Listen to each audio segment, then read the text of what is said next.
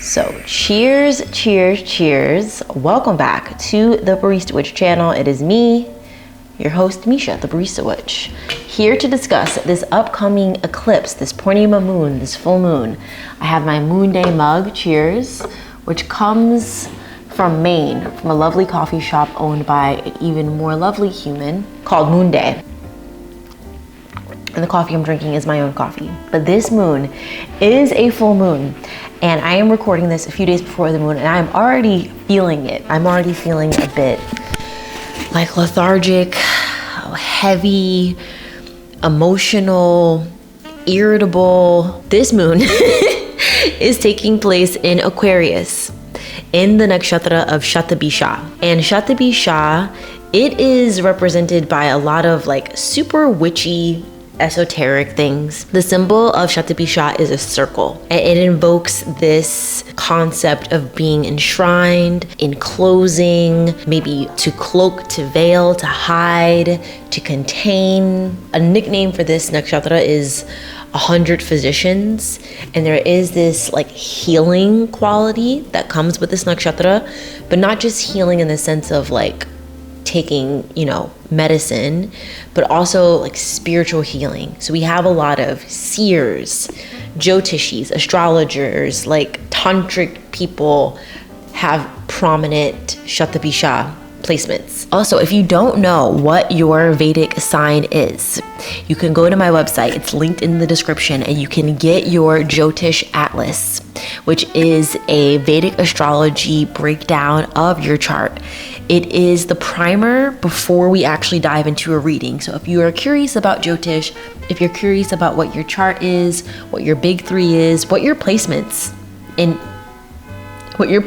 Vedic astrology are, this is a reading for you. It's a PDF guide that I make, and it's the notes that I create before I do a reading for you. It's my notes of all the information that I want to tell you during your reading. So you have it, and then if you do want to book a reading, when you book a reading, you can bring it so that you already have kind of like a baseline idea of what to expect from a Vedic perspective. It is the Jyotish Atlas. It is on my website. Go check it out. Okay, some keywords for Shatabisha: the power of insight, revelations, hiding and cloaking, innovation, bondage and salvation, physical or mental torment, healing, cures, and miracles. And the fact that this is taking place within an eclipse, like Shatabisha is already very powerful nakshatra. It's already a really formative time, we already see deep transformation. We are having an eclipse, which eclipses bring about sudden changes. One thing I'll just say before we dive into fully like what this lunar eclipse is all about: in my lineage of Vedic astrology, we don't look at eclipses. So all of these people going eclipse hunting and watching and trying to, get married under eclipses, we typically don't stare. And the theory is, I'll tell you story time. Imagine all of the grahas are personified as like people. And we have the sun, the moon, all these deities, they've come together to create something called Amrita, the elixir of immortality. And the deities got together, but they needed help in order to churn this ocean to create this Amrita, this elixir. So they enlisted the help of the asuras, the demons. But they had a little trick plan where they decided, we're going to get their help, but we don't want the demons, the asuras, to also become immortal by drinking this elixir. So we're going to get their help, but then once we get the elixir, we're going to trick them and distract them so that we can consume it, and we'll drink it all, and then they won't get any. Now, personally, I do think that's a bit fucked up, like to use someone, but in the story, it's like good over evil, whatever. I digress. One asura, one demon in particular, its name is Rahu.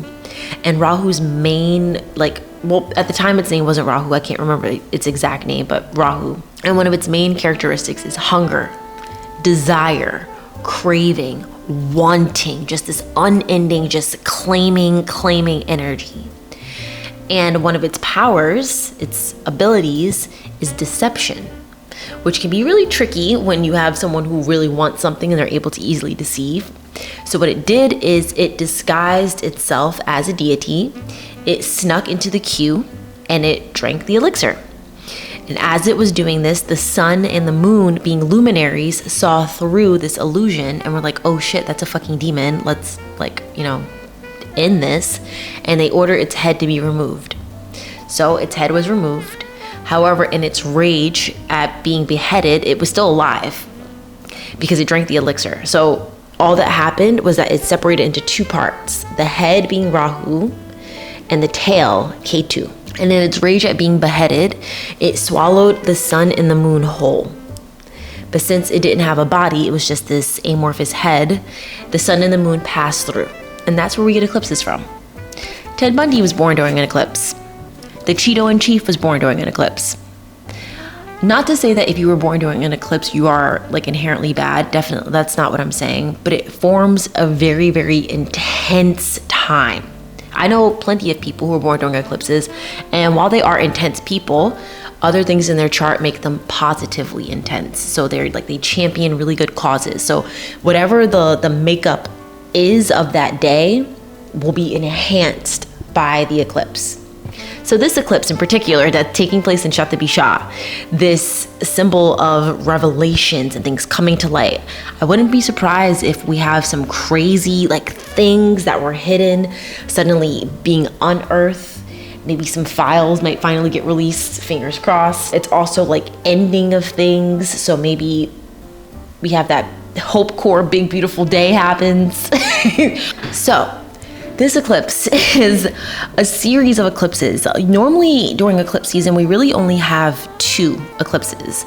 But for this one, we're having 3 because of where the eclipses have taken place, just across the globe. So if you recall, last moon cycle for the Amavasya, the new moon, we had a solar eclipse in Ashlesha. Go check out that video. This time around, we have a lunar eclipse taking place in Shatabisha. And then in September, we have another solar eclipse. So this is a deeply transformative time. And if you've been feeling very just heightened emotions, I've been feeling I don't know, I'm on the precipice of something. Something is going to happen. And it's this transformative time of eclipse season. So my recommendation is to ride the wave and to use the mantra, nothing changes if nothing changes. Eclipses force change. They bring change no matter what. Whether we are prepared for the change or not, it will occur. So our best bet to be successful at this is just to go with it. Just to do it anyway. And if you want to know more about this eclipse, I have on my website my free 2026 summer moon day calendar where I go through every single full moon, new moon, and eclipse for summer, a lovely PDF guide, and you can read all about this moon, the previous moons, and the upcoming moons. Link is in the description, and I will be reading from this guide right now.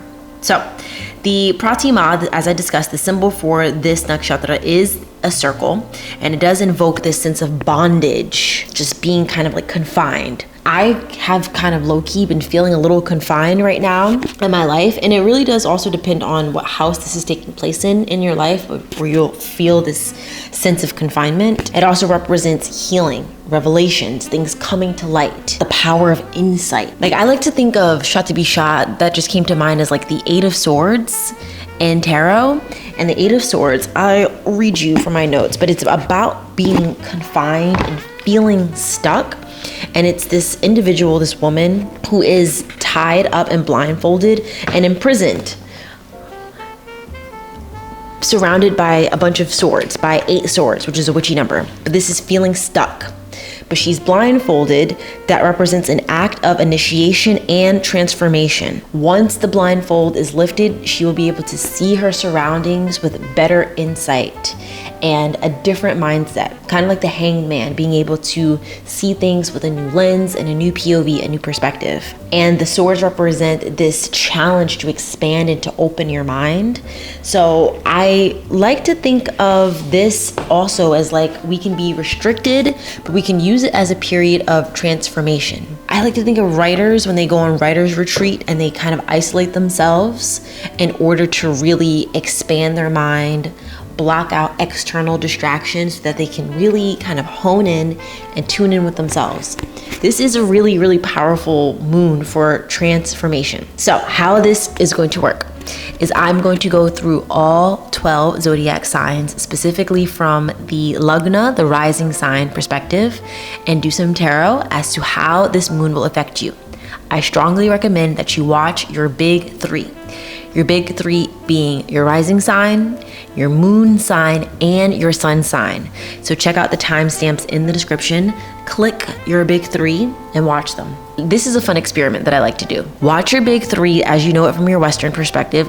Boo, boring. Or I also have a link where you can calculate your Vedic chart and you can see what your big three is. Your big three will most likely be different. Sometimes there is a little crossover, but most times it's not.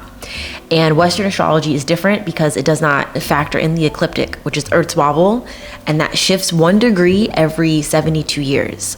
So I grew up thinking I was a sun Pisces. I am not. I am indeed a sun Aquarius. Like, you can take a telescope, look into the sky, and see that I am a sun Aquarius. Also, you can see here's a stellarium of this moon. The moon is taking place in Aquarius. I don't know. I think the Western girlies are saying that it's taking place in Pisces, but it is, I assure you, not. So please make sure you get the correct information so that you can move accordingly. And I strongly encourage, watch your big three from your Vedic, watch your big three from your Western. Compare and contrast. See what resonates with you, leave the rest. And I'm also teaching tarot over on Patreon at my tier 1, my Cafe Coven. You can join and learn tarot. I have already all of the major arcana, all of the wands. I'm currently uploading all of the pentacles, dozens of episodes for you to binge. And if you want to dive deeper into your practice, I'm also teaching yoga. I've been teaching yoga for 13 years, practicing for 24, and my yoga knowledge is there. And I'm just saying, most gyms or yoga studio subscriptions are not $11 a month. At all. I really want you to have access to yoga from a Black woman who respects India, who gives a shit about the lineage, who gives a shit about just being there for you and being in service and not just trying to, like, I don't know, snake oil salesperson steal your shit. I love you and I hope that it serves you. Okay? So let's get started. Go click your timestamp and I will see you over at that portion of your reading. Hello, my Aries. Welcome. You are either a rising Aries, a sun Aries. Oh, a card is immediately flipped over, or a moon Aries. And apparently things are looking great for you already because the first card that flipped over was the sun card. So I'm going to do a 3-card pull regardless of any of the other cards that we get. The sun card is one of the most positive cards in tarot. And it represents positive, auspicious beginnings. The sun kind of uses its lunar energy to eliminate and remove any and all negative energy that could be fucking with. So the sun card, it's one of the most positive cards. So it kind of just clears house for any and all negativity that could be happening. And this moon, my rising Aries in particular, will be taking place in your 11th house. Oh, we have a card that has flipped over, but then it flipped back over. Okay, I'm not gonna count it because it hit itself again. But this card, this moon is taking place in your 11th house. And the 11th house represents awards, recognition, your social circles, your groups, friends, people who you keep around you. The symbol of this nakshatra is a circle, and it's taking place in your house of your inner circle. So think about maybe some transformations amongst you and your friends and your friend groups.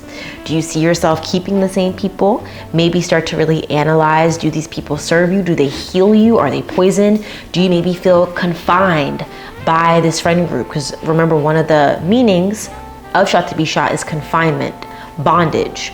Or do these people hold you? Do they serve you well? Do they heal you? So really take an honest look at the people who you keep around you and see, are they worthwhile to keep in your life? We have the Ace of Swords. This represents having an excellent new idea. And this is an idea that can change your life. It's an idea that you can use for work. You can apply it to some sort of invention, creation, something that you've been working on, a project maybe, and maybe you've been feeling a little bit stuck, which goes in line with Shatabisha, this sense of confinement, being held, being restricted. This could be having a mental breakthrough of sorts that could come about by the people who you keep around you. This is the birth of an innovative idea that could forever change your life. The Ace of Swords also represents choosing to change your thoughts. So notice if you've been mentally confined in a mental prison of your own making, this is making a choice to change your thoughts, change your wavelength, change your frequency. Start using your manas, your mind, your thoughts to slice through any negative thought patterns that you have about yourself, your body, your work, whatever, and start creating more uplifting ideas. The Eight of Wands. Messages are coming your way. This could represent someone in your friend circle, messages maybe about your friend group, but ultimately, again, remember we have the Sun card, so this is an overall positive moon for you, but you do have to really work towards, I would say, using this Ace of Swords to slice through any negative mindsets, any bad thoughts or habits, to try to focus on clarity and more productive thoughts. And then be on the lookout for any messages. If you've been waiting to hear back from someone, maybe something's going on with your friend group and you're waiting to hear what's going on, be on the lookout to receive some messages. So my Aries babies, you have made it to the end of your reading. Please drop a sun emoji if you have Aries in your big three to let me and others know that you are Aries. And please go watch the rest of your big three. Go watch your rising, your moon, and your sun, and consider watching your big three from your Vedic perspective and compare and contrast from your Western mindset. Thank you so much, my Aries. And if you enjoyed this and you want to learn tarot, I am teaching tarot over on Patreon. All the links in the description box. Thank you so much, my Aries, and happy eclipse. Cheers, cheers, cheers, my Taurus babies.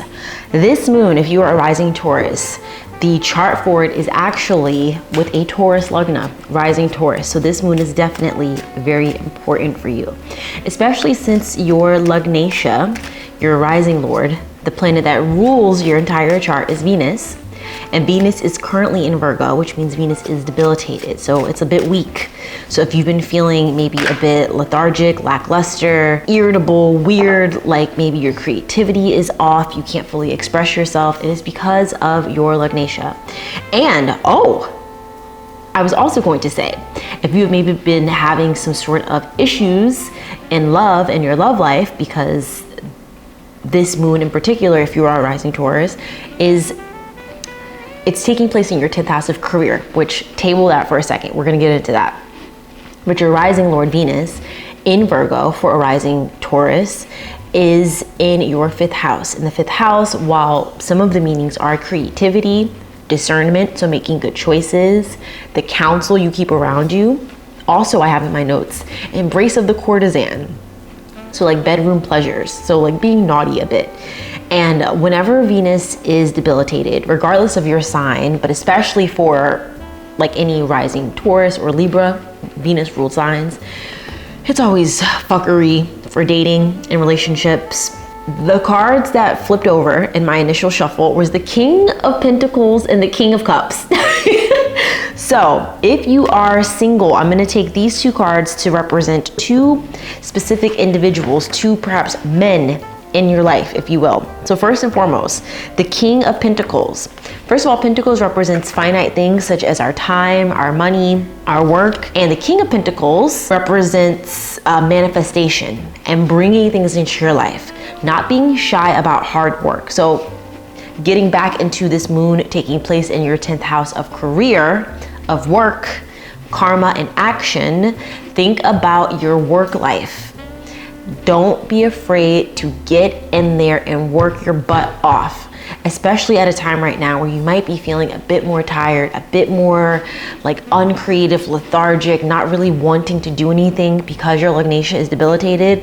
This moon happening in your 10th house of career will bring about amazing, intense transformations for your work. So you have to just kind of like push through whatever that stagnation you may be feeling with work, and do it anyway, because with great work comes great reward, and there could be some amazing transformations and successes. And at the end of the day, you will be able to say that you did it, you try, even if it doesn't necessarily work out, you at least knows what works and what doesn't work.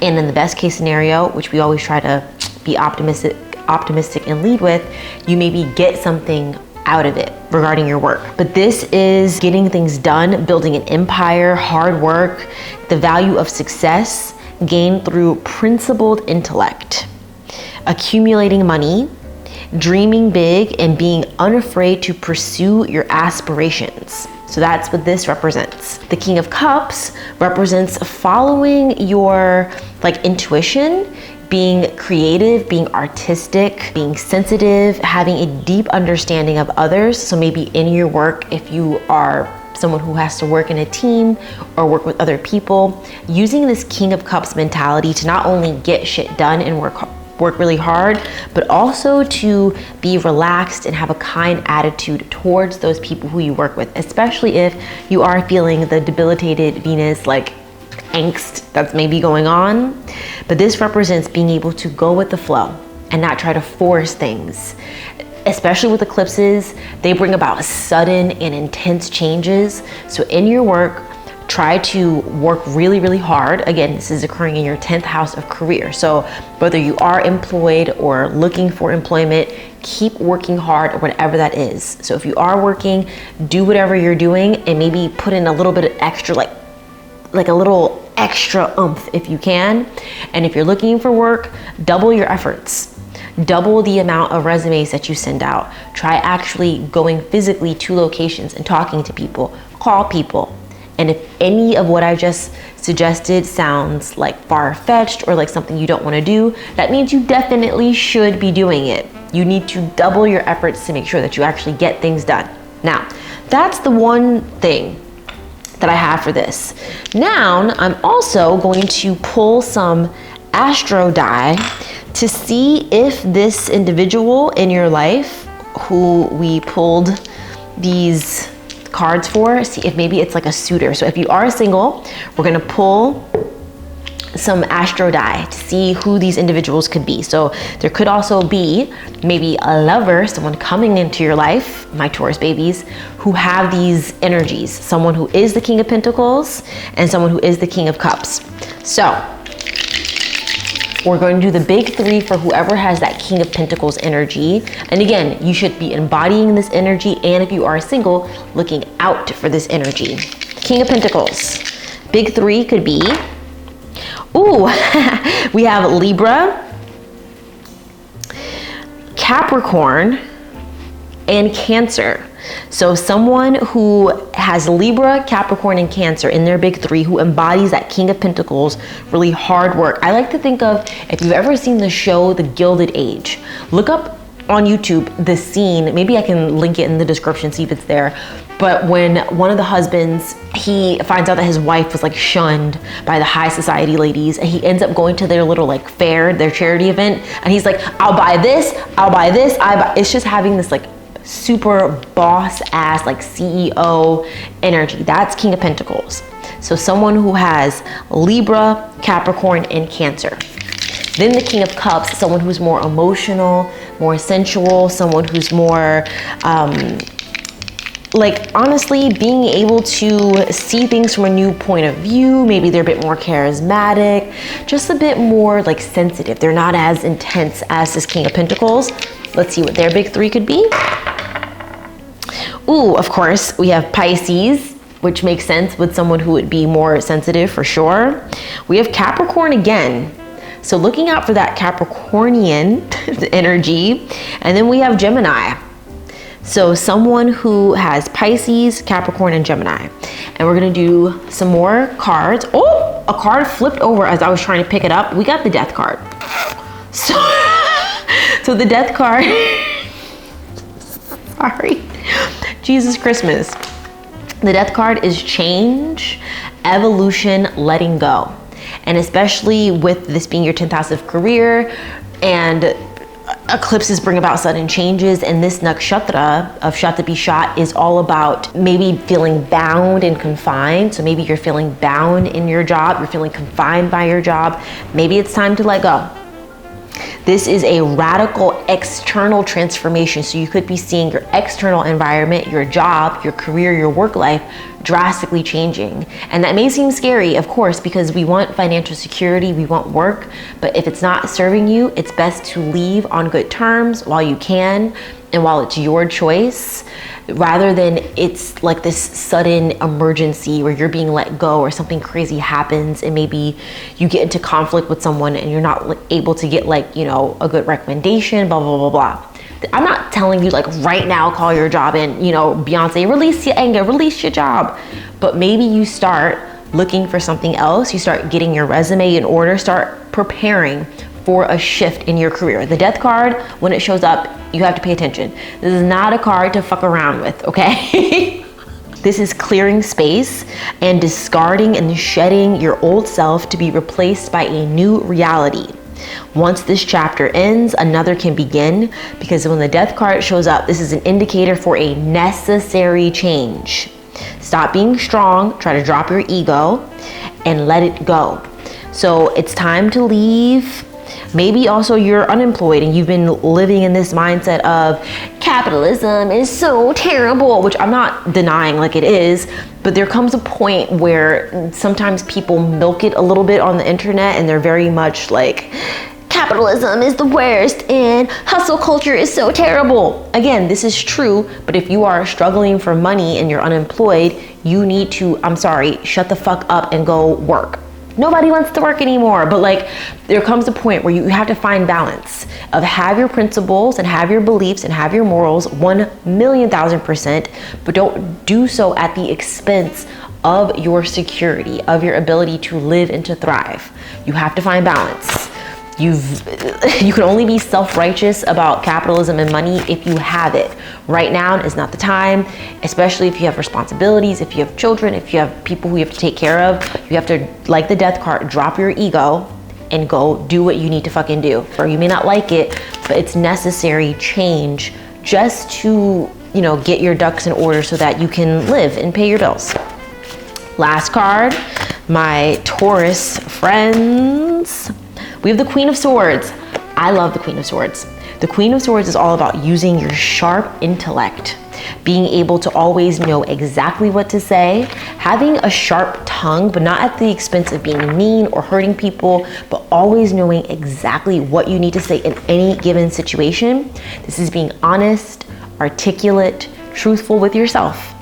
Be honest about the circumstances of your work. Be honest about the circumstances of your career and your job. Is the call coming from inside of the house? Is the call coming from the house itself? Do you need to leave? Be honest about the dynamic between you, your colleagues, your work ethic, what is actually going on. But this is being able to gain perspective and to see clearly and honestly, and to deliver some honest truths, maybe to your boss, to your colleagues, to yourself. Maybe you are an employer and you need to deliver some hard truths to the people. Maybe the death card, maybe you need to let some people go. Sometimes it be like that. Okay, thank you, my Taurus babies. If you made it to the end of your reading, please drop a skull emoji to let me and others know that you are a Taurus. And please go watch the rest of your big three, your sun, your moon, and your rising. I recommend, if you want to do a little compare and contrast, to watch it from your Vedic perspective, your big three, and your Western, and to see.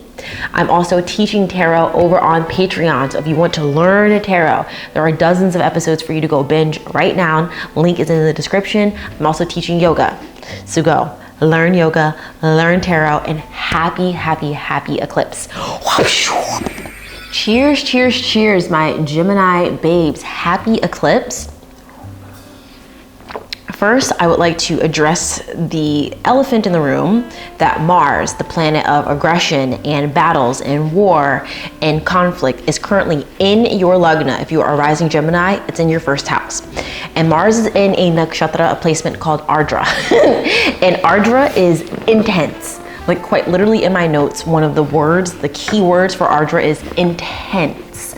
It is this crazy, intense storm god who, like, one of the stories, this is me simplifying it a great deal, but was like pulled a Maleficent, pissed off he wasn't invited to a party and destroyed the shit, okay? Like, Ardra is very intense. So I don't know about you guys, but I've been feeling just very irritable and like antagonistic and like I don't know, just wanting to beef people. Like, I was on the train this morning and some guy, some fucker with his backpack, but it wasn't just me, I saw other passengers being annoyed by him, but he was just like swinging around and bumping into people, and I had my book and he kept bumping my book, and I got to the point where I just held my book so firm that I like jabbed him in his backpack with the book. But I'm like, Magic Mike, why are you swinging around doing fucking showtime right now? And it's 7 o'clock in the morning. What are your legs weak? You need to go to the gym and do double up leg day? What the fuck are you, like, I didn't say this, but in my mind, I'm just getting like heated. And I was just like, bitch, calm down. So long story short, Geminis, if you've been feeling this, yes. And for this eclipse, Mercury, your Lugnatia, if you are rising Gemini watching this, Mercury rules Gemini, your rising Lord. Mercury is involved in this eclipse.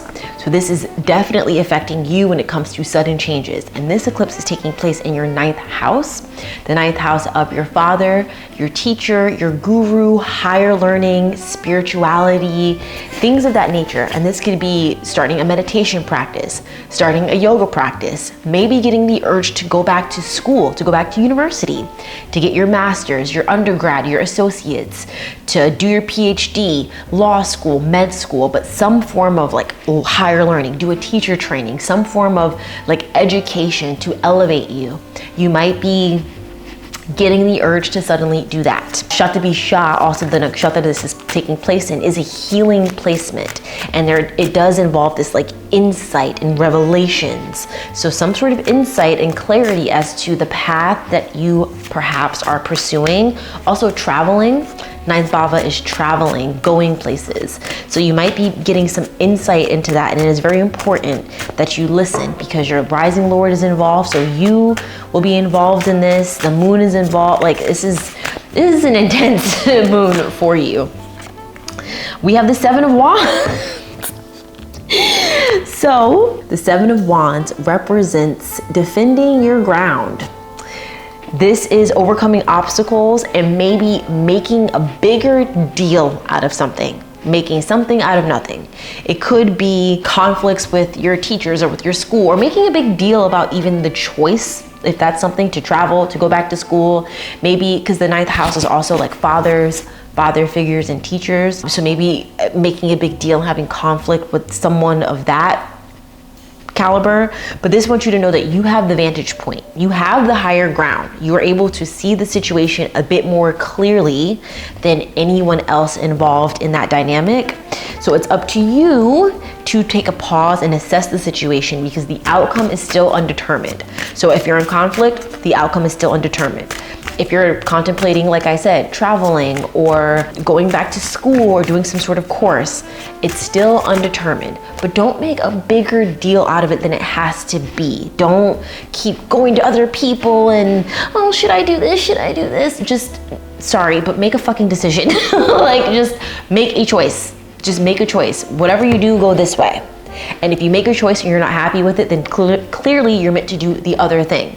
But just make a choice. Stop hemming and hawing and just make a fucking choice. But also, when it comes to the 7 of Wands, if you are in conflict, let's say you are like having this back and forth with someone or a situation, it's going to bring about a change in you and bring up courage and bravery that you didn't even know was there. So this is conflict that's really beneficial because it's going to transform you in a way that makes you more confident. You can stand up for yourself more in ways that you maybe were not used to. Okay, we have a card that has flipped over. The 9 of Wands. Girl, this represents breaking barriers and moving into a new space, pushing past your comfort zone. So the 9th house is a house of traveling and going to a different school. So maybe you do need to actually break out of your comfort zone. Because let's just say if you are like torn with a decision of what to do, if the reason why you're torn is because you don't know if you should do it in general, not because of other things, then just break out of your comfort zone. What do you want to do? Stay the exact same and keep doing the same thing you've been doing? If you were satisfied with that, you wouldn't even be in a space to be making a choice to go do something else. Try something new. Why not? Otherwise, what are you gonna do? Just keep doing the same shit you've been doing every day? Is it working? Are you happy? It's time to move into a new space. Okay? And the bandage that the little kitty is wearing on his head, it represents a reminder that every wound carries a lesson. What doesn't kill you makes you stronger. But that's what this card ultimately means. And you're able to gain wisdom and be brave, stick up for yourself, stop cowering, like just make a choice, okay? You've worked hard, and it's time for you to know also that you are at the end of a very rough chapter in your life, my Gemini babes. And let's do one more to see how this moon will affect you. We have the Knight of Cups. This represents perhaps a romantic partner coming into your life. The cups represents our emotions, so our feelings, our relationships with other people. And the Knight of Cups is like messages of love that could be coming your way. So if you've maybe been thinking about staying here because of, first of all, a man, if you've been holding off on travels because of a man, don't fucking do that. I had someone in the coven the other day during a stream ask me to pull tarot because they weren't sure if they should move because they were like, I don't want to leave my boyfriend. Girl, don't pull a Lauren Conrad from the hills when she turned down going to Paris for her job with Teen Vogue to stay home with her boyfriend Jason. Do you remember that? Aging myself, I'm a millennial here. Do it anyway, okay? But this is also potentially a lover coming into your life, and I'm gonna pull some astro die to see who this could be. But I will caution you that I have in my notes, and particularly the shadow side of the Knight of Cups is someone who could be a love bomber, a narcissistic lover. I have in here, it's someone who's gonna be like slow and steady, but it's also someone who they are very just like a sweet talker. You know, they love to be charismatic and charming. And Venus is currently debilitated right now. It's weak, it's in Virgo, in your 4th house of your mind. So being able to make a clear decision about a lover, I would say be extra cautious when it comes to if a lover comes into your life. We have Pisces, Capricorn, and Sagittarius. So someone with Pisces, Capricorn, and Sagittarius in their big 3 could be coming into your life, my Gemini babes. But just be super mindful before you jump into it. Focus on yourself first. Always put your life jacket on first and then make a decision, because you can't save anyone if you are drowning. So my Gemini bibbies, that is the reading that I got for you. Please drop a flame emoji into the comment section to let me and others know that you are Gemini, and go watch the rest of your big 3. Go to the description box, go watch your moon, your rising, your sun, watch them all. Maybe do from your Western and from your Vedic just to see, compare and contrast. And I'm also teaching tarot, how to read tarot cards over on Patreon. Link is in the description. Thank you for being here. Happy eclipse. Boom. Cheers, cheers, cheers. Hello, my rising Cancer or Cancer babes in general. This moon is affecting you a great deal because your Lugnatia is the moon. Cheers. And the moon is always going to be involved in the eclipse along with the sun. Girl. So first and foremost, just some things that will help you and benefit you during this deep time of transformation is the fact that you have Jupiter, the great guru, the great planet of positivity and friendship and expansion, knowledge, wisdom, is currently sat in Cancer, in your Lugna, in your 1st house. Jupiter is the most happy in Cancer. It's the most expansive. So we see a lot of positive things and a lot of balancing your mind and your mental health, which is 10 out of 10. Great. This moon will be taking place in your 8th house, and the 8th house is a house of transformation. I think the 8th house is like in and of itself very reminiscent of this nakshatra of Shatabisha. The 8th house is the occult, witchy things, tarot, astrology, just the esoteric, those types of things. But it's very much like that energy. And Shatabisha is a sign of deep transformation, and this is occurring in your house of transformation. So let's see what could possibly be in store for you for this transformation. We have the Empress. The Empress represents creativity. Not me bibliomancing straight to the page, but this is being abundant. The Empress asks you to think outside of the box, which is making me want to like, because one of the things with Shakti Pisha is being confined, feeling restricted, maybe feeling like you've been hemmed in and unable to break out of a situation. This eclipse is going to help you expand. Get beyond what has been feeling like bondage and fetters and feeling like you've been restrained. One positive thing is once you break out of the bondage that comes with this placement of Shakti Pisha is deep insight, illumination, truths will be revealed, things will be unveiled. So being able to have better clarity. And as a Cancer, already being like intuitive and emotional and these psychic capabilities that comes with the moon in this house of witchiness, in this nakshatra of witchiness, expect some deep, like just esoteric knowledge to come to you. So maybe pick up a nice spiritual practice, start a meditation practice, go into deep meditation on the day of the eclipse. I definitely recommend, and to do something that can just help deepen your spiritual knowledge and improve your mental health. Another thing with the Empress card is to ask you to stop overthinking, to try to be more simplistic. Sometimes the answer is right there. You don't need to overthink it. You don't need to keep ruminating over it. Just trust your intuition rather than trying to use your logic or your intellect. Trust your gut. I have in my notes, sensuality, fertility, and abundance. Your deepest desires are ripening to fruition. Rest assured that your dreaming is not in vain. I love that. Let's see what else we have in store. My Cancer bibs. We have the Three of Wands. The Three of Wands represents letting your plans finally go out into the world. So this is stop planning, stop trying to think of things to do. You don't need to prepare anymore. This is just letting your plans go out into the world and to watch, to see all of the fruits of your labor. Where do they ripen? This is being able to gaze out at the playing field and know that there's good fortune in your endeavors if you actually try and like put yourself out there. Trust your instincts and reject the opinions of others. Trust your instincts and reject the opinions of others. You are a Cancer. Your instinct is unparalleled beyond any other zodiac sign. Cancer is ruled by the moon, period, point blank, the end. Jupiter rules Pisces, which is good for like, you know, spirituality and higher learning. The moon is the moon is the moon is the moon is the moon. Jupiter isn't revered by witches, the moon is.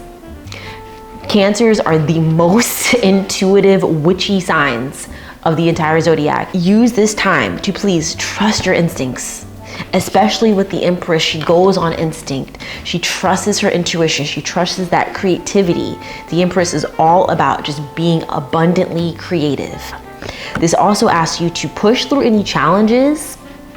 Try to break out of that barrier. Again, the Shakti Pisha is like being fettered, being restricted a little bit, and know that there is some, I literally have revelation. There will be some insight. Plans are being realized and creative projects will bear fruits. So you've been working really hard. It is time to finally start to see the results of your plans that you have put into motion. So let's see what else. The Five of Cups, ooh girl. The Five of Cups represents having perhaps some sort of addiction to something. This is you needing to walk away from something that no longer serves you and walking away to gain clarity. The Five of Cups is having an addiction maybe to thought patterns, people, habits, places, maybe actual substances like drugs and alcohol. So sometimes, especially like, yeah, literally Shakti Pisha, their healings and cures and miracles we have in this symbol, but sometimes when it's super out of whack, I'm not joking, we studied this in my classes, it leads to addiction issues.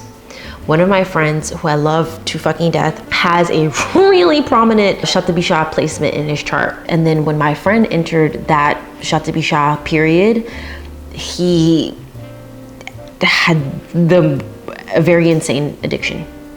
Thankfully is now gotten treatment and is clean, but it took over a decade of his life. And it was specifically that shot to be shot kept getting triggered. So I'm just going to say, maybe one of the things that's binding you and restricting you is your smoking habit. Do you constantly vape? Are you smoking right now? Throw away everything. Don't think about it, just get rid of it. You are too close to it and it's clouding your judgment, it's restricting you. This is a really good time during this eclipse, during this period of it being a shot to Bisha, to go cold turkey, to stop. If you need help, of course, go seek help. But if it's something like you're smoking a lot of weed every day, waking and baking, I haven't smoked or drank in I don't know how long. And I feel so much more like clarity and clear. And that's not to say if I'm out with friends, you know, I won't occasionally have a drink or something but when it comes to just doing it solo dolo, it may be getting in the way of your creativity, your ability to actually put your plans out there and to see them get realized. This is being able to change your priorities. What do you value more? And it's also, again, not just drugs and alcohol, but being addicted to thoughts, constantly having the same thoughts, habits, people in your life. It's time to cut those things out of your life if you actually want to grow and to see some change and to actually have a deep transformation. In the Five of Cups, we have these 3 cups that have been spilled over, they're knocked over, and this represents what's already been lost, what's already been consumed, what already hasn't served you. And there are 2 more cups that are upright. This is the poison in your life that's still there. Are you going to return to ingest more? Or are you going to finally move across? In the original card, there's a bridge in the background that represents moving into like your salvation, into your healing, which is, again, the nickname of this placement is 100 Physicians. There's deep healing that comes from letting go of things that no longer serve you. So, my rising Cancer babes, if you found this reading helpful, please drop a cup emoji into the comment section to let me and others know that you are a Cancer, you have Cancer in your big 3. And please, I strongly encourage you, go watch the rest of your big 3. Go watch your rising, your sun, and your moon, maybe from Vedic and from Western, and see how it serves you. Drop all of those emojis in the comments. Also, if you do want some deeper transformation, some deeper knowledge, hidden esoteric things coming to you, that's what the 8th house represents. I am teaching how to read and learn tarot cards over on my Patreon. I'm also teaching yoga over on my Patreon. So get thee over, join amazing banging community, and I will see you over there. Happy eclipse. Cheers, cheers, cheers, my Leo babes. So this moon is definitely affecting you because in order to get a full or new moon, any eclipse, the sun has to be involved. And this it's going to deeply affect you. And this moon is taking place on your 1-7 axis. So it's taking place in the house of you know, and the sun is going to be in your 1st house. So your Lagnatia is Swa, meaning the sun that rules your chart is sitting in its own sign of Leo. So it's very positive. It's imagine like you are at home, and we are always the most comfortable when we are at home. And then this moon is taking place in your 7th house of relationships. So relationships, partnerships, romantic partnerships first and foremost, and then business partnerships. And then the 7th house also represents, generally speaking, all others with whom we deal. So let's see what this moon has in store for you. Girl, the 7 of Swords. The 7 of Swords, I call this my move like Beyonce card. This card represents doing something quietly, not making a big announcement, a big plan about what you are going to do. Just editing, removing, taking an analysis, noticing what is no longer needed. Since this is in your 7th house of relationships, are there any relationships in your life that are no longer needed? Do you need to finally break up with that individual, with that person? Are you actually done with this relationship? this might be the time to do it. This card also would ask you just in general to create boundaries. So whether that be boundaries with a romantic partner, maybe you're single and you're dating and you need to kind of re-examine your relationship with boundaries and how you have them with other people. I actually have, if you look, a couple of days ago, I posted a video on boundaries and how to create boundaries, the importance of boundaries, motivation just for enforcing your boundaries. This card, it wants you to search within your own heart and notice also, are you distracted by something shiny and beautiful and maybe more externally appealing, but it actually won't satisfy you long term? So yes, that person may be very attractive and really charming and beautiful. And if you're just into, you know, a short time, not a long time type of situation, you know, we are at the end of summer, by all means proceed. But if you are looking for something serious and you want to actually settle down with someone, this person who may be in your mind's eye is really beautiful, shiny person may not be your person, and it's time to edit and remove them. This card also wants you to warn against taking from others to satisfy yourself. I hope you are not someone who is in a situation where you are involved in cheating and having an affair or whatever. I don't tolerate that shit. Do not covet what is not yours, because how a relationship began is exactly how that shit will end. I actually just left a situation, a teaching position at a studio, because I discovered that the owner was having an affair. Her boyfriend of many years has been married this whole time, a wife and children, and the wife has no idea. Now, if it's a situation where it's poly, ethically non-monogamous, by all means, be consenting adults and go forward. But if you are taking from others, since this is in your house of relationships, fuck that. No. Bad. But ultimately, the Seven of Swords represents letting go of old habits, people, relationships, attachments, expectations. Maybe you have expectations for how a relationship should go.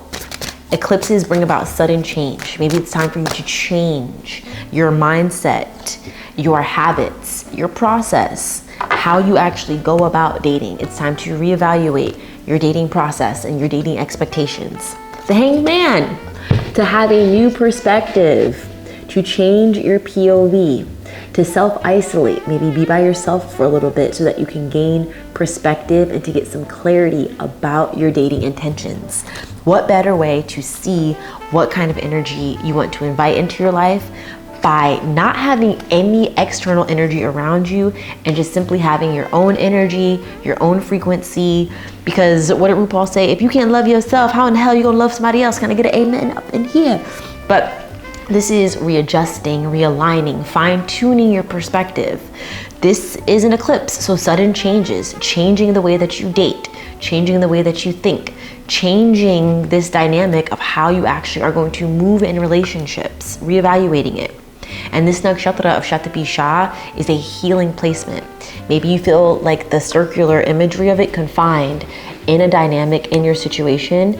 It's time for you to break free. Like High School Musical, we're breaking free. It's time for you to break out of that mindset so that you can have a new perspective and gain some clarity. Maybe it's time for you to be solo. The Hanged Man represents choosing your current state of your own free will so that you can deliberate, trying to gain new perspective so that you can see the world and yourself. Having a stillness to prepare you for change, transition, and maybe be in a little period of deep uncertainty.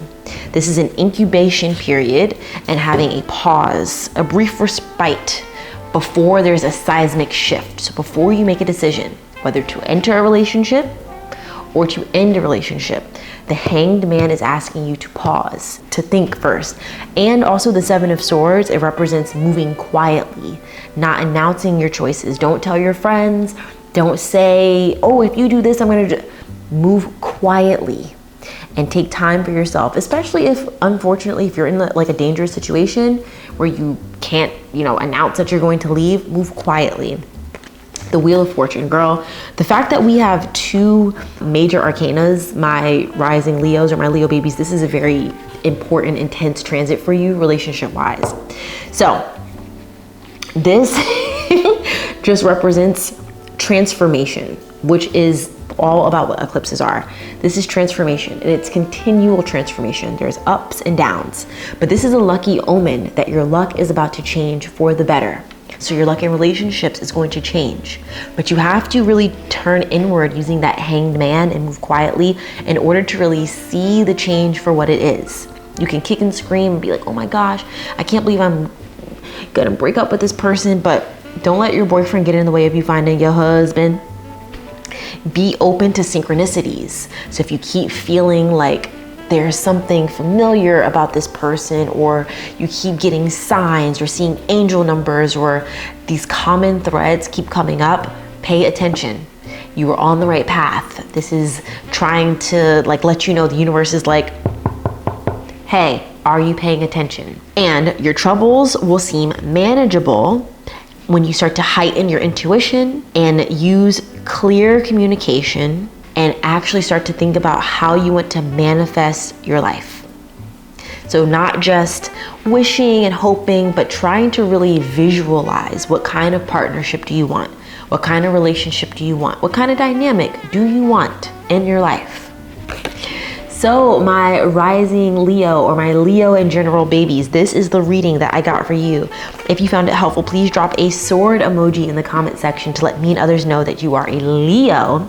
And please go watch the rest of your big three. Go watch your rising, your moon, and your sun.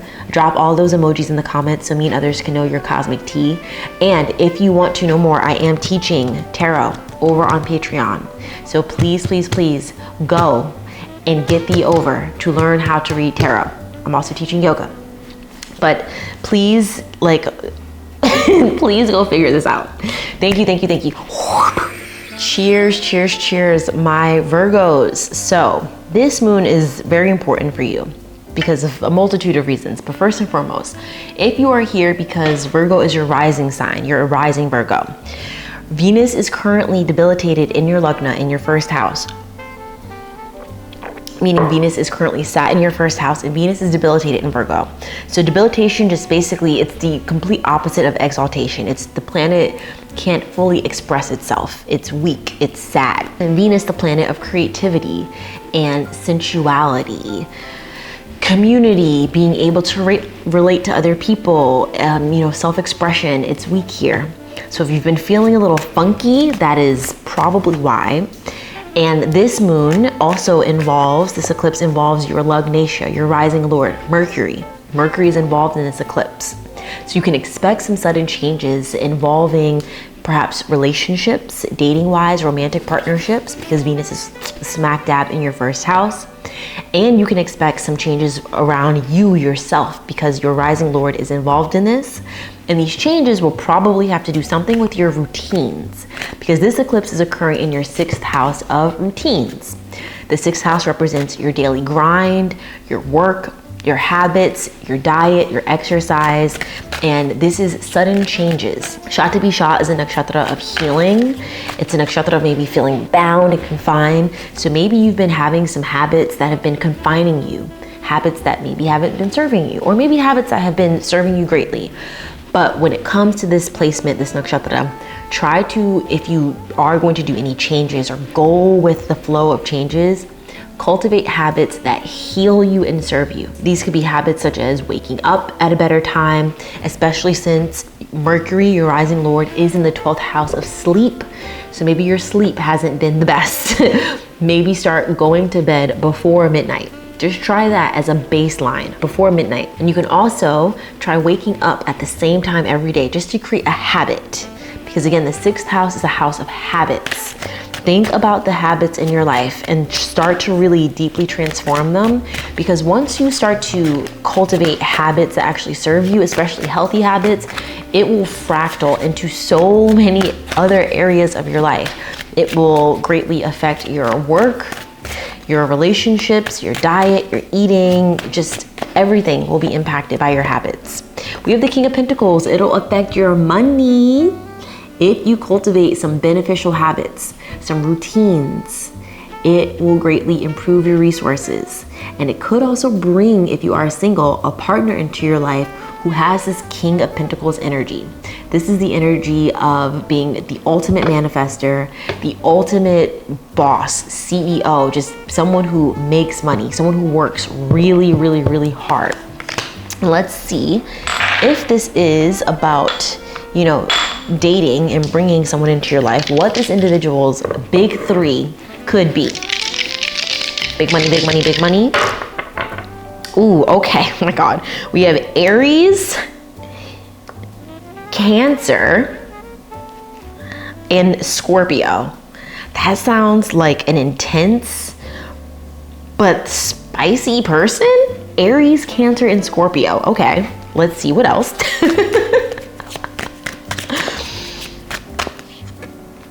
The Four of Pentacles. Maybe switch up your routines and your spending. The Four of Pentacles represents holding on to money maybe too tightly in a way that like is too controlling, and being frugal and maybe being a little bit stubborn. This asks you, I literally have in my notes, to loosen up and embrace change. You have what you need, so stop clinging on to it, because clinging on to something too hard may destroy it. So holding on to something, maybe holding on to your routines, holding on to a habit, holding on to something that you think is serving you but is actually getting in your own way. It's time to loosen up and to let go. Also, it's okay to maybe spend a little bit. Maybe you have to invest in your routines. Maybe it's something like, I don't know, investing in an alarm clock or something. But notice where you're being maybe a bit too stubborn and too rigid in your routines, and you don't want to switch it up. You don't want to let it go. It actually may not be serving you. I remember when I first started doing my YouTube channel, I had this like very rigid idea of how I wanted to produce content and to make content and to put it out here. And it was deeply unsustainable for my life, for my skill set, my capabilities, what I was able to actually accomplish while also having a job and limited resources. Like, this is a one-woman pony show over here. And being fixated and stubborn on doing content one way was actually limiting me and hemming me in from actually going forward. So notice if you're being a bit stubborn, it is time to let go. Let's see what else. We have the Fool, new beginnings. The Fool card represents taking a bold new leap of faith. You don't need to have a roadmap. You don't need to know the path. The Fool card represents taking a step forward without even knowing where you're necessarily going. It is a path that has never been traveled before. This is creating something new in your life, a new routine, something completely new habit. It could even be something that you could use and cultivate for others. We have this King of Pentacles, which represents the ultimate boss, the ultimate new idea. It could be cultivating a habit in such a way that it becomes a financial success for you. And this is, you're not flying like completely blind. This little knapsack represents having your old like past experiences, your past habits, so that you can fully move forward with some just pattern recognition, being able to recall past things that happened to you, to move forward so that you can expect sometimes the unexpected. But this is blindly taking a leap of faith and trying anyway, trying scared, just doing something new. You have to completely shake up your routines and your habits. Change up your diet, even if it scares you. Maybe you start up a new diet and suddenly you turn into, I don't know, you start making content. Well, you know, for the next 30 days, I'm eating paleo, or I'm eating vegan, or for the next 30 days, because this is like exercise, the next 30 days, I'm gonna try running, whatever.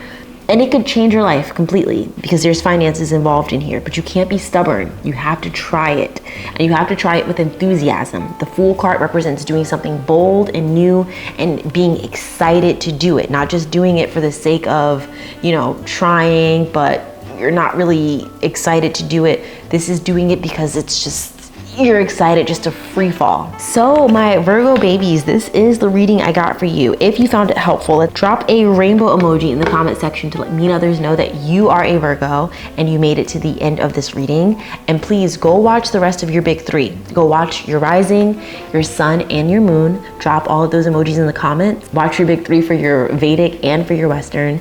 And if you want to learn how to read tarot, I'm teaching tarot over on Patreon. I'm teaching yoga on Patreon. I'm teaching tarot on Patreon. All the links are in the description. I love you dearly, and I will see you at the next reading. Bye. Happy eclipse. Cheers, cheers, cheers, my Libra babies. So this moon is taking place in your, if you're a rising Libra, in your 5th house of creativity and discernment. And Shatapisha, the nakshatra of confinement, of restrictions, of illuminations.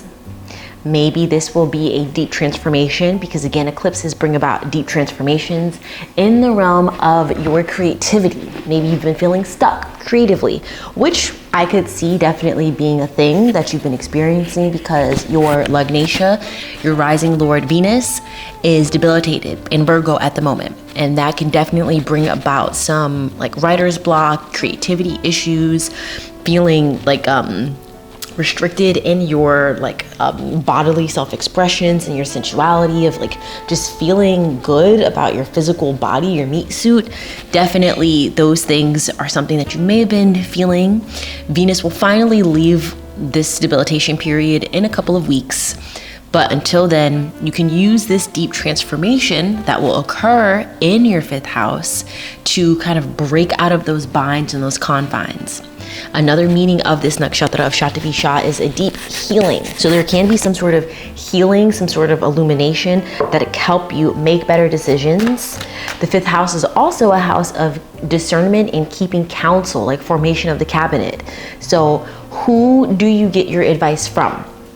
With your Lagnatia currently being debilitated, be mindful that it's people who actually have your best interests at heart. But this will be a deep transformation in the realms of your creativity. We have a card that has flown out. Yes, we have the 8 of Pentacles. And this represents staying consistent with your efforts, staying consistent with working and taking pride in your work, taking joy in your work, pleasure in your work. Maybe the blockage you've been getting in your creativity is because you've been maybe creating for the sake of profit, trying to make money, which is understandable. You have bills to pay, especially if art is your medium of how you make money in your life. But try to get back into just creating for the sake of being creative, being so immersed in your work that it just becomes your entire world. When the 8 of Pentacles shows up, this is taking a serious and joyful approach to your work. So get back to the fun of creating. Get back to the fun of it, the joy. This is planning, organizing, and having dedication to your work. This could also be, since this is a deep transformation, something new is occurring in your 5th house of creativity, dedication to a new craft that will keep your mind active and your spirit in a positive flow. This is dedication to your life's purpose and having commitment and time invested into the effort that you need to invest to achieve your goals. So dedication, setting aside time, not just treating your craft, your passion, your art, your creativity as a little side project. Give it the due diligence and the due time that it deserves and that it needs to actually flush out your ideas and actually to get to the next level. Sometimes, let's say if you're a writer, the first couple of pages or hours or whatever might just be not great, but you have to get that blockage cleared in order to move on to the next level. The Ace of Wands. The Ace of Wands represents just a spark, an illumination of a new idea. That's career calling. So this eclipse, this moon, is going to bring about illumination in a way that's going to help your career. This is having passion and obsession and excitement. This is, imagine you're like outside and it's completely dark and you only have your flashlight in front of you and you can only see the path that's illuminated in front of you. You have to have a bit of tunnel vision when it comes to this. Be completely obsessed. Career calling. This is a fresh beginning wrapped up with opportunities, and it's really positive. So if you've been waiting for that new creative thing that's going to bring you joy, this eclipse is there to bring about this change. This is a new business venture. This is being inventive, creative, having enterprise. So keep an eye out for synchronicities. And it is something that could just literally come to you because that's what eclipses are. But you also, as the Eight of Pentacles shows, you have to put in the work in order to get there. Because sometimes as you formulate and as you work through things, you're like, oh my gosh, wait, I have this amazing idea. So you have to put in the work. You can't just sit around and then wait for it to come to you. Maybe it will.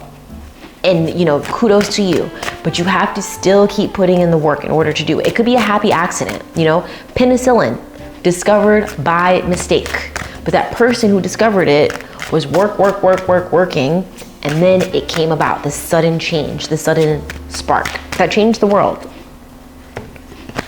We have the Nine of Cups. This is the wish card. I'm going to shut up. Please make your wish.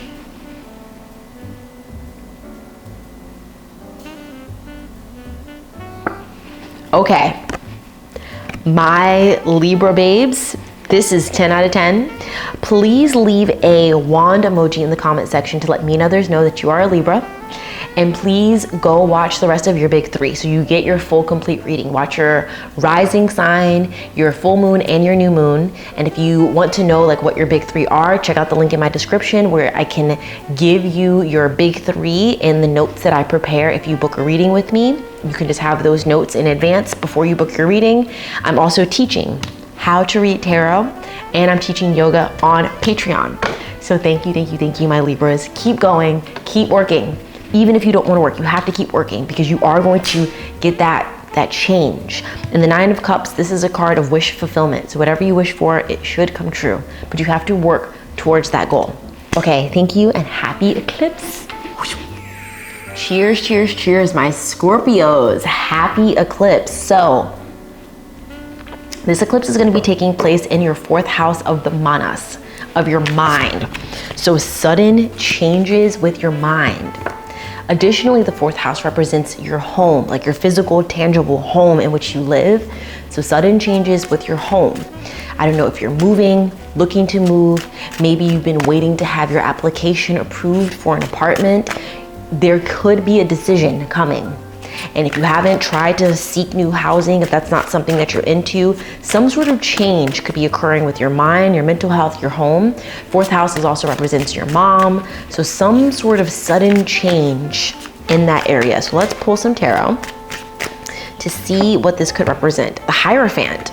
So this is learning, having a teacher of some sort, having a teacher-student-disciple relationship.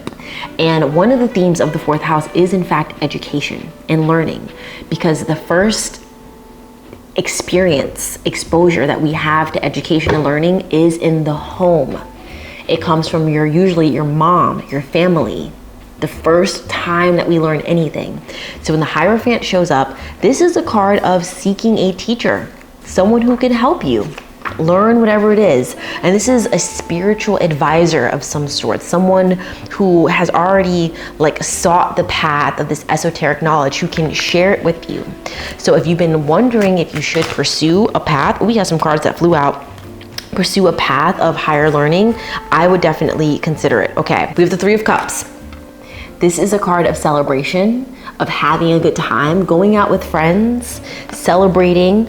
So sometimes, especially when the moon is in the 4th house, it can be a lot of just mental intensity, mental stress, and being a bit hard on yourself. So the Three of Cups is asking you to go out and have a good time, go out and celebrate, go out and let off a little bit of steam, because this will lead to some new opportunities. We have the Fool card, and the Fool card is having a new beginning, not necessarily knowing where the next steps are going to take you. It's a path that you haven't traveled, maybe even other people haven't necessarily traveled. This is where that Hierophant card comes into play. If you're going down a new path that you are completely just unexposed to, you have no experience in, but you want to pursue it, seeking a teacher who has gone down that path, who can help you, will be very, very beneficial. So for example, I'm teaching tarot over on Patreon. Maybe you want to learn how to read tarot. I'm here. I've been teaching yoga for 13 years. I'm also teaching yoga on Patreon, but having someone who has more knowledge than you in that subject matter and approaching them to help you with this new beginning. Then we have the Four of Pentacles. And the Four of Pentacles represents maybe being a little bit stubborn and holding on too tightly to something. So especially when it comes to having a teacher, there is this period of like ego death and vulnerability where you have to drop your ego and listen to someone else. One of the reasons why I love being an Ashtanga yoga practitioner is every day is an ego death. I have to first of all get past my own bullshit and show up every single day to do my practice, which is difficult. Especially like today, I was feeling like a bag of fucking potatoes, but I still did my practice. And then there is something with Ashtanga of having a teacher, someone who has done the path, who knows way more than you. My Ashtanga yoga teacher knows way more than me. Like, there's this weird thing in the West, specifically, usually with like white people who try to gentrify and colonize yoga, where they always say, I'm my own teacher. That is such like just gentrified bullshit. No, you need to have a teacher when it comes to these practices. That is one of the tenets of yoga. It's called a parampara. Having a teacher, having the sacred knowledge passed down to you. And it is the height of hubris and ego to think that you are your own teacher. Yes, you know your body better than someone else, but you don't know how to do certain things better than someone who's been studying longer than you. Like, it's a specific thing that happens in the West, specifically like in America, where there's this weird relationship with having a teacher and submitting to a teacher. Most other universities and things, there's apprenticeship programs because there's this idea of learning from someone who knows more than you. That's not common here in the West. And it's because the West is a very ego-based society. But there's something so beautiful about not knowing and relying on someone to help you. Being able to submit and to drop your ego and to be vulnerable and to ask for help. Sometimes it's so gratifying to not know everything and then to know that there's someone who knows more than you and then you can ask them for help and then they're willing to help you. What's more beautiful than that? And then we have the Knight of Wands. The Knight of Wands represents boldly going into a new adventure in your life with passion. Being deeply passionate about whatever it is that you choose to do and not being afraid of being bold, of being like just impulsive and just trying your best with whatever this is. So my Scorpio babes, this is the reading that I got for you. This is very interesting. If you found it helpful, please drop a book emoji to represent teachers in the comment section to let me and others know that you are Scorpio. And please go watch the rest of your big three. Go watch your rising, your sun, your moon, so that you get a complete reading. I also recommend that you try to watch from your Vedic perspective and from your Western, so you get a full picture, compare and contrast. And I'm also teaching tarot on Patreon. So if you do want to learn, head on over. I'm teaching yoga on Patreon. If you do want to learn, head on over. Okay, I love you deeply. Happy eclipse. Cheers, cheers, cheers, my Sagittarius babes. Welcome and happy eclipse. So if you are rising Sagittarius, this moon is taking place in your third house. And the third house represents being courageous, being an entrepreneur. Because in order to be an entrepreneur, there has to be this courage, this boldness to even put yourself out there. The third house represents writing, technical things such as like social media. We find here your younger siblings, but just being like courageous in some capacity, having the boldness, the confidence to do something. And this is where this eclipse is taking place. So if maybe you've been feeling a little mild, a little meek, maybe you need a little bit of fire under you to maybe move forward, to do something. Jupiter is your rising lord, and Jupiter is a more passive planet. He's not like Mars, action. Jupiter is more expansive. So this moon is going to transform that area of your life in some capacity. And the first card that has flown out is the Six of Pentacles. And this is being able to ask and receive help. This is giving and receiving. And sometimes it is so courageous to even ask for help. Sometimes it's really difficult to be in a situation where you need help and to even ask, to drop your ego and ask. So this card is asking you to do that. This is also about shifts in power. Third house is like a house of power as well. So shifts in power balance, different dynamics. This is good fortune, generosity, and being able to possibly be on the receiving end of helping and or actually being the person who can help someone else. Pause for New York City alarms. But being able to help others. So maybe you help other people in their ability to be a little bit more courageous, to be a little bit more bold, to have a little bit more confidence, to pursue your goals, to pursue your dreams. Putting yourself out there, being an entrepreneur is not easy, you know? Again, this nakshatra of Shatapisha is being confined, feeling fettered, feeling hemmed in. What can you do to break out of that, to be a little bit more confident? This is a house of technology. Are you someone who wants to be a YouTuber, be a whatever platform, an Instagram or TikTok or whatever, a Twitch streamer, but maybe you're feeling a little bit not confident in doing that? Tap into this period of deep transformation and use the confidence of this house to change, to get out of that, to expand. This is a house of boldness, and it's time for you to start tapping into that. So we have the Devil card. In order to do this, you need to remove something in your life that's not serving you. Usually the Devil card shows up when there is something very toxic in your life. Could be a person, could be a habit. More often than not, when the Devil card shows up, it is something that is just gross, not meant to be there, it doesn't serve you. There's a momentary thrill, but nothing is really lasting. So notice if you're doing something for short-term like benefit, indulging in temptation, something that seems like it could be a good idea, but it's only serving short-term gratification. The Devil card wants you to be honest in your self-assessment. This requires confronting and accepting all of your raw desires. So notice where you usually feel drawn towards. What things do you usually feel like you want to indulge in? It's time to let it go. But the positive thing about the Devil's card is that, like, traditionally it's these, like, okay, do you see how these rats are in the cage and they're caged in, but the door is open. So you're not completely trapped. Like, you have the ability to remove yourself from that dynamic, that situation, the person that's no longer serving you. So maybe it's not smoking or not drinking, you know, being too intoxicated. One of the traditional meanings of this card is drinking a bit too much or indulging in substances too much. So maybe that might be clouding your judgment, your ability. Do you only feel confident when you drink? Do you only feel confident when you smoke? Do you need a little bit of liquid courage in order to feel confident to do something? Notice if that's a trend that you are latching onto, and you might be losing sight of reality and your boundaries because of it. The Devil card asks us to remove our own masks and face your demons.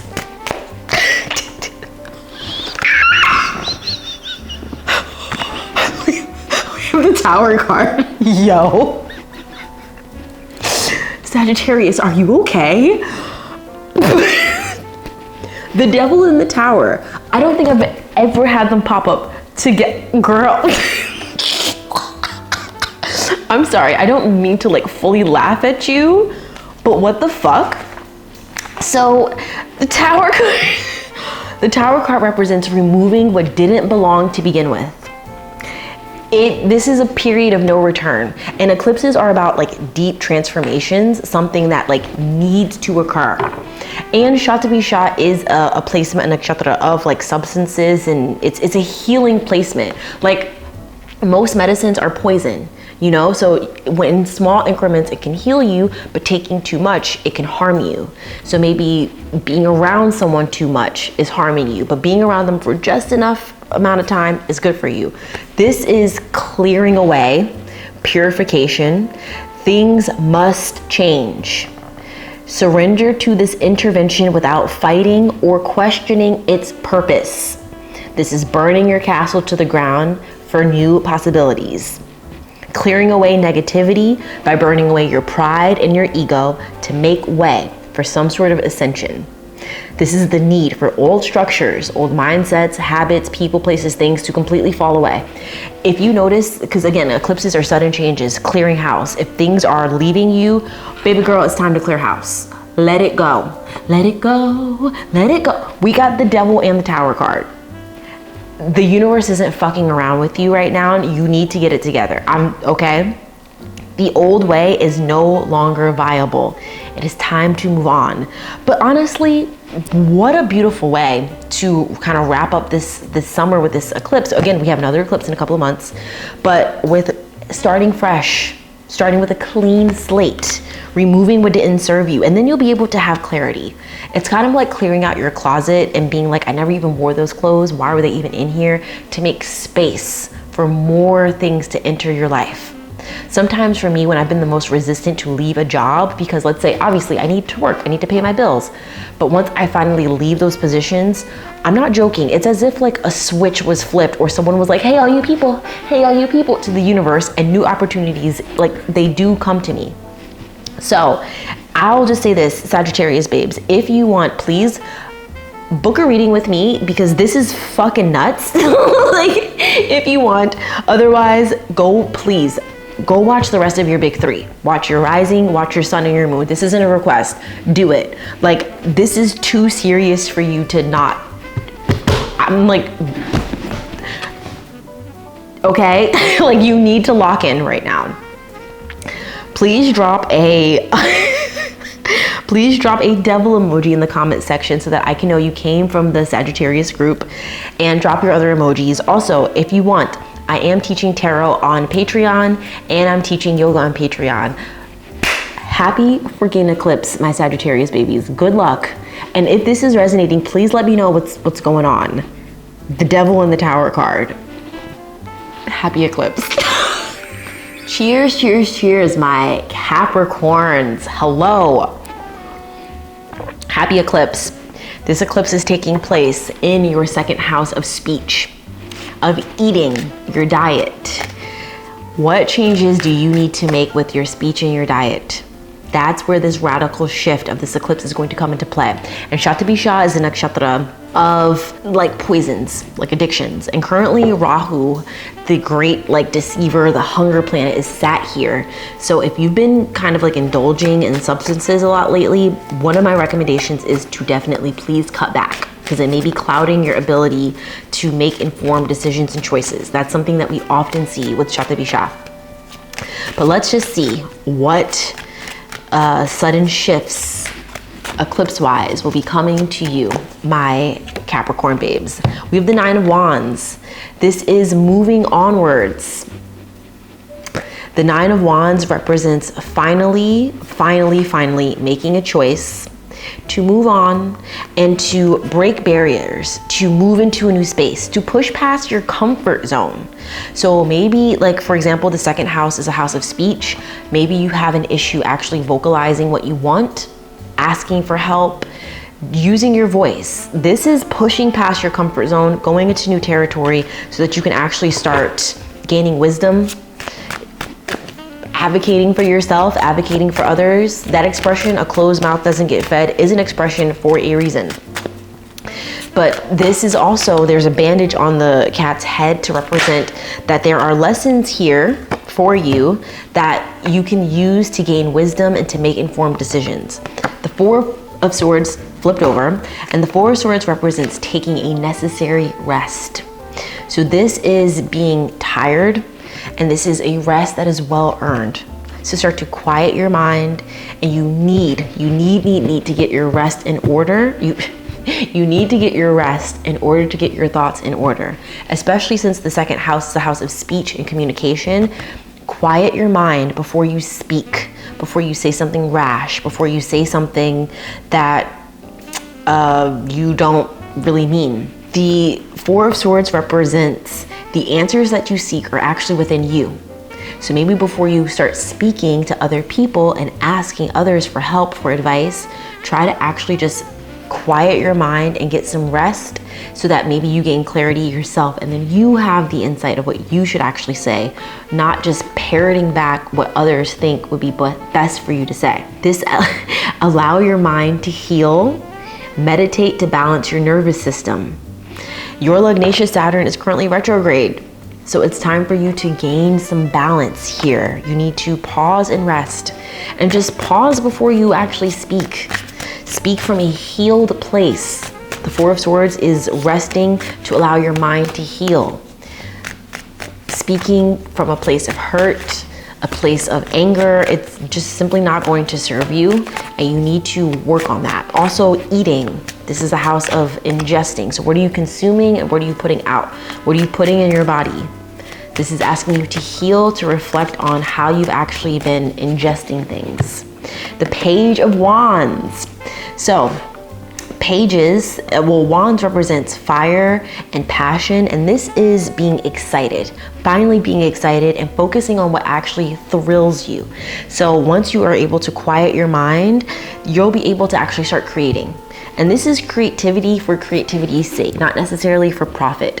So maybe you're a singer, maybe you are a speech pathologist, but something with your mouth and your words and your diet.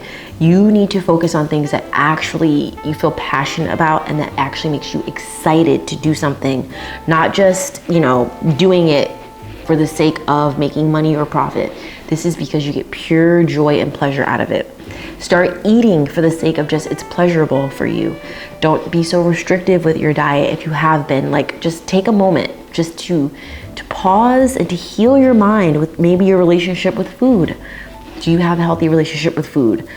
Looking at Rahu and the moon in the second bhava of food in Shatabisha and ingesting makes me question if your relationship with food or drugs or alcohol has been maybe not so great.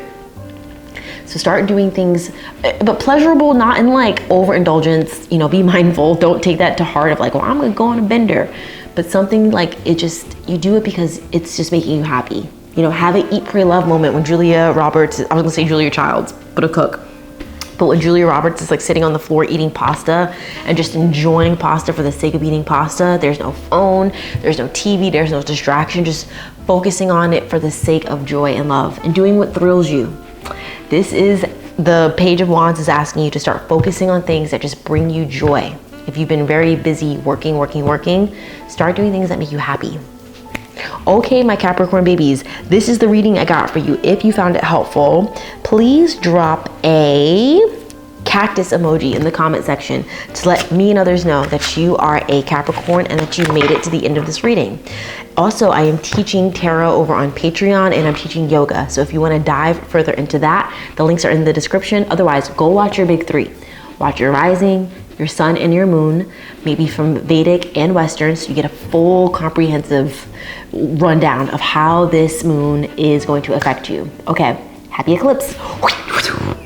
Hello, my Aquarius babies. So this moon, this eclipse is taking place in your first house, the first house of you, yourself, your body. Deep changes and transformations for you as the individual, your mind, how you look, maybe your appearance, maybe you'll get a haircut, maybe you'll change your fashion. This is deeply transformative for you as the individual. So let's see what could possibly be in store for you, especially since your rising Lord Saturn is indeed retrograde as well. And this is a moon. This is a moon. So we have the Devil card. And this is removing something that you don't need in your life, some overindulgence. This is also holding yourself captive. Are you holding yourself back with drugs, alcohol, people, places, things that actually don't serve you? This is clearing house and getting rid of shit that it's like a long-term thrill, but it doesn't actually serve you. Are you being authentic? Are you wearing a mask? Literally, remove your own mask to face your demons. The first house is a house of you. Are you being authentic? Are you being yourself? Are you being true to yourself? This is the time to cut the bullshit. Seriously. Stop trying to be other people. Stop trying to create content like other people. Take inspiration, etc., but you have to be yourself. Otherwise, you are restricting yourself. You are caging yourself in a cage of your own making, but you have the ability to get out. This is being honest in your self-assessment. So being honest, taking literally a hard look in the mirror. I recommend journaling. Like, take the time during this eclipse to journal about you. How do you feel about your life? How do you feel about your mind? How do you feel about your body, your appearance? Because that's what this first house is representing. It's also your personality. Are you happy? Do you like how your relationships are with other people? What's your relationship like with drugs and alcohol? Your first lord, Saturn, is in the second house of eating and speech. So maybe re-examine your relationship with food and what you have to say. But this is something that you need to take care of. And there's also, it's interesting because you are a rising Aquarius, which is ruled by Saturn. And in the traditional devil card, there is a Saturn symbol on the palm of the devil, which Saturn represents the planet of boundaries. So do you need to start enforcing boundaries? Check out my channel. I just dropped a video on boundaries. The Five of Wands. Girl, are you okay?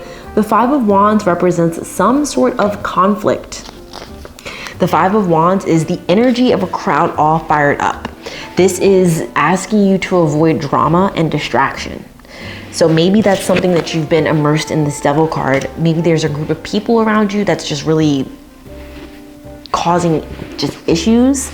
But the Five of Wands also shows up when it's a point in like long-term relationships where like your flames of desire start turning into like flames of like, oh shit, the call is coming from inside of the house. But the interesting thing about, again, just like the devil card, you have the ability to get out of the cage of your own making because the door is not locked. With the Five of Wands, if they stopped fighting and put the wands together, it forms a pentagram, which is a symbol of transmutation, creation. You can change your life for the better.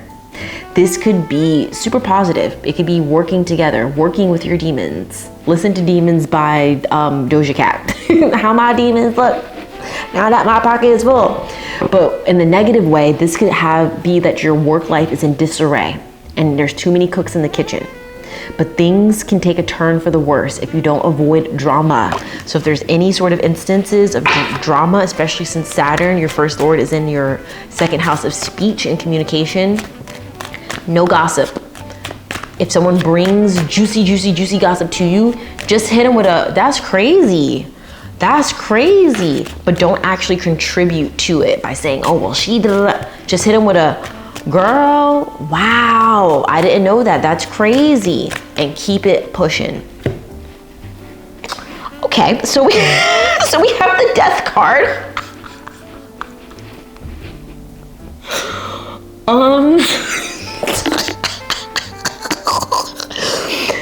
So okay. If you were in the Sagittarius group, you know why I'm bugging right now. So the Death card is change. What are eclipses but changes? Evolution, letting go. This is shedding and releasing whatever is no longer serving you. Why keep something dead around? It'll fester, it'll make you sick, it no longer serves you. This is completely liberating yourself from old bonds, habits, people, places, things that have been confining you. And I literally have bonds that confine you. This nakshatra, Shata Bisha, I said in the beginning, is a circle, and it's about bondage and confinement. So however you feel shackled and like kind of repressed, this is the time to release out of that. And Shata Bisha can be deeply, deeply, deeply healing when you pause and you listen. Once this chapter ends, another can begin, and this is an indicator for a necessary change to clear space, discard your past so that you can like anchor to a better future and shed your old self and start to replace with better things in your life. Especially if things have just been stagnant and not going the way you want it, stop doing the same shit if it's not working. Shed the old things that no longer serve you. Let it go. Okay, my Aquarius babes, I strongly recommend, first and foremost, if you want to know more of how this eclipse is going to affect you, hit me up, book a reading with me. I would love to help you because this is very intense. I also strongly encourage, please go watch the rest of your big three. Go watch your rising, your sun, your moon, maybe from both Western and Vedic to get a better understanding. And if you want, also, I'm teaching tarot on Patreon. I'm teaching yoga on Patreon. Get some tools into your life of how to go about with these changes. You know, you're being called to make some very serious changes. It's so important that you please listen. Okay, if you found this helpful, please drop a coffin emoji for the death card into the comment section to let me and others know that you're an Aquarius. And again, go watch the rest of your big 3. Happy eclipse. Bye. Hello, my Pisces gang. So welcome, happy eclipse, cheers. This eclipse, if you are a rising Pisces, is taking place in your 12th house.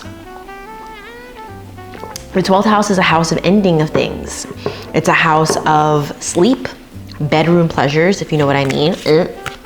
But it is a house of transformation. And this eclipse is an eclipse of deep transformation. So let's see what messages the universe has. We have the 3 of Wands. So this represents cooperation, not me bibliomancing to it, but this is your plan finally being in action.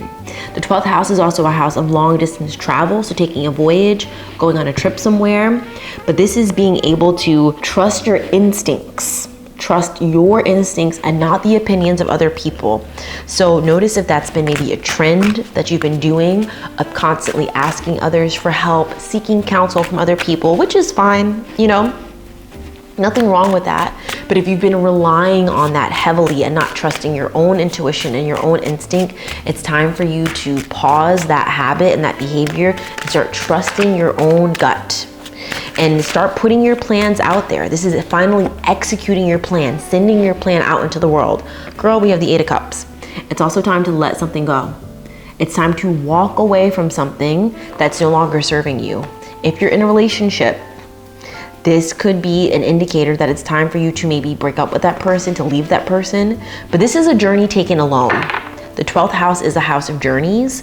Maybe you were planning on going on a trip with someone. Maybe you've been hedging, like actually doing that. This card is an indicator that you should definitely disentangle yourself from anyone or anything that no longer serves you. Cut your losses and move on. This is movement towards your higher state. And this is abandoning what you currently have in order to get what you need. And in the traditional representation of this card, there's an eclipse. There's literally an eclipse. I have in my notes, this is the beginning of an adventure that only you can travel. Take the high road and don't get involved in the emotional mess of others. The Wheel of Fortune, the card of karma. Things are already in motion anyway. When you take this journey, whether it be like metaphoric or like literal, there's something karmic coming to you. This is the Wheel of Fortune. It's a lucky omen card. And this is that all transformation is continual. All change is continual. And your troubles, they might seem like insurmountable, but they are manageable if you just take the time to actually think about them. When a major arcana card shows up, it wants you to really pay attention. The wheel, like sometimes you're up, sometimes you're down, but you need to just trust your instinct. And like literally the 3 of Wands is trusting your instinct, not others. The 8 of Cups, leave them behind. You know, you have to adapt and be flexible. If you were planning on going out on a business venture, because 3 of Wands is also like working business ventures. Hi, Mango baby. It's time for you to maybe think about what it's like to be the solo person in this project. You know, I know many people who open up businesses, yoga studios, gyms, whatever, with a business partner. There was something that occurred and then they ended up taking over completely and then running it themselves. Maybe you have a bit of imposter syndrome that you think that you can't do that. You probably can if you take the time to actually sit down and think about it and like iron out how you can do it. Okay.